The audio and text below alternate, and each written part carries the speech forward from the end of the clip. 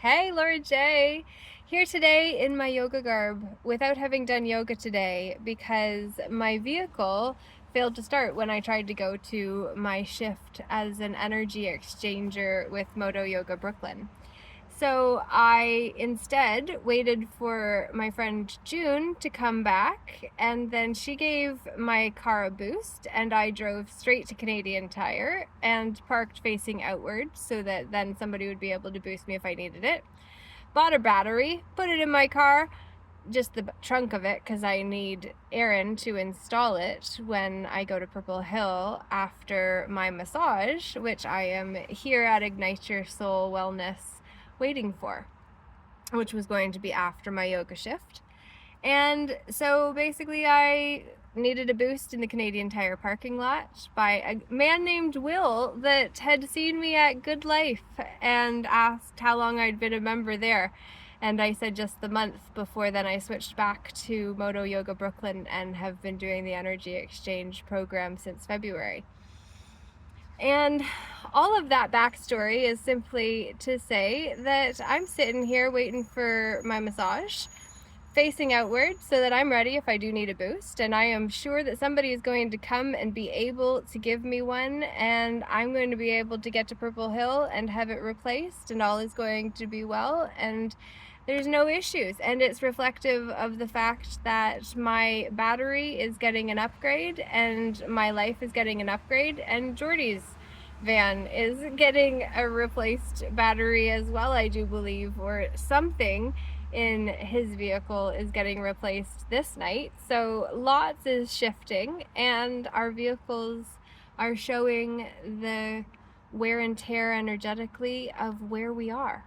And there is where we get to what I want to share with you after all of that. On Tuesday night, we had another Purple Hill Creative Continuum gathering meeting at Purple Hill. And there were probably about 20 of us. We should have counted and kept track, and we're getting better, and we're going to do that moving forward, because it would be really remarkable to be able to see who shows consistently, who joins in, when, at what stage, and how they contribute, and really just keep track of the community and how we're all collaborating and getting along. And to that point, on the call, because it was a hybrid meeting, we had a few people joining in online. And one of the people saw one of the people in the room and made an allegation of a serious nature against the one in the room. And I saw this in the chat forum and didn't know how to proceed, because addressing that would completely derail the meeting. And it was also bringing private information into a public space before someone had had an opportunity to speak for themselves. It would have absolutely put someone new to the situation or to the whole opportunity in a really unkind situation. And so instead of addressing it there, it was something that I reached out to the individual that spoke in the live chat about how it impacted me as the facilitator of the hybrid meeting, both in person and online. And then have been getting into more of the backstory behind it with the characters involved and other characters involved who now I've made contact with at the suggestion of those involved. And we're getting places, but maybe not together. And if we can get through this, then we'll be able to actually ride together and trust one another at a way that we can't when there's shit on the table, as my friend Steffi often says. When there's shit on the table, you might put your plate you wouldn't put your plate on the table. If there was shit on the table, you would choose to hold your plate and not want to be by the table probably. If you were going to be dealing with the shit on the table, you wouldn't want to have food in hand, because you don't clear shit and eat at the same time without getting some shit in your mouth. And so applying that to what was happening in the meeting, when this information was brought to light publicly, that's private, that requires a private meeting between those involved who are both able to speak to one another and to the situation and help those who are new to those who had the conflict outside of this community that is being now developed, in order to better understand what happened, how we heal, and how we move forward without harming one another or anyone else in the process. Because when community members get harmed, community is harmed. When there is an issue between one or two or more members, there is an issue between everyone who loves each of them. Because now people hear their side of the story. And sides of the story are very important, because if we are coming from a victim mentality or perspective, we are going to paint that same story in a very different light than if we were able to look at it from the bloom of the flower compared to the seed that got buried. As our culture, which supports victimhood, encourages us to focus on that seed piece of our identity, which is the wound. And to keep going back to the wound means then we must learn the language of victims, which Carolyn Miss refers to as woundology or victim speak. And if we're connecting from there, we're connecting through our wounds, and we can't relinquish our wounds or heal from them. Because if we lose the wound, then how would we have access to the connection that formed from that wound, from that wounded place?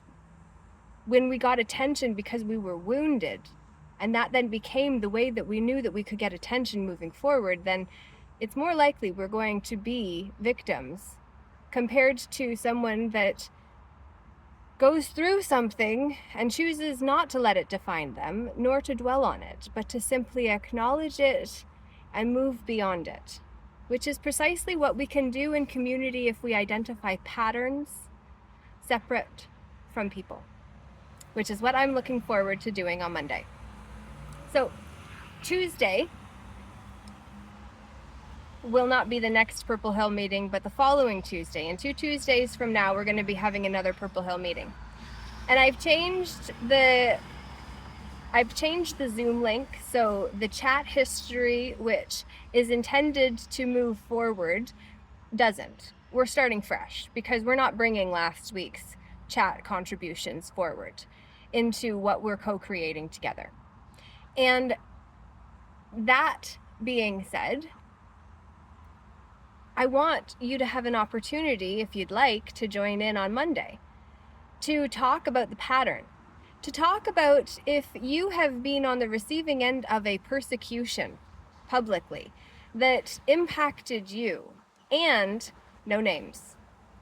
We're going to talk about the experience without naming names. And we're going to start looking at it from the pattern perspective. We're going to look at it from the impact on community perspective. And we're going to look at it from the perspective of both the victim as well as the one who learned from it and became victorious over that which could have defined them until they chose to bloom and blossom instead. I have been working on developing the empowered storytelling method, and it seems befitting and appropriate that it would take a meeting where such a drama was presented for me to then realize it is an opportunity for us to come together privately in this mastermind and talk about what happens in life from a patterns perspective. So now we don't get stuck in the stories that spiral about he said, she said, and they did this to me. Instead, we actually say what happened summarily, so not dwelling in the details of the happening, but to then also acknowledge the lessons that were learned from it about the contrast that teaches you what you do want. Because clarity is the C in Peaceful Inner Warriors United. The acronyms that are part of the collective that is forming a guild based in trust, knowing one another. You can't throw someone under the bus without them having an opportunity to speak for themselves and trust that you will be trusted after doing so. For do not do unto others as you would not wish done unto you is a very good adage to practice in community, because that's where life matters, where life shows up. People hold people accountable. That's why people really like insular, anonymous online realities that require nothing of them except for mental activity. We want physical, spiritual, emotional activity, as well as the mental. We don't just want to fornicate under carnal contract or under fornicating under carnal knowledge, or fornicating under contract of the king. Either way, fornication is not necessarily about replication. Sometimes it's just about celebration of what feels good in us and for us, and doing more of that and trusting ourselves to be okay with that. And that is okay. That is perfect. This is our opportunity to create a culture based in care, connection, and respect, common decency.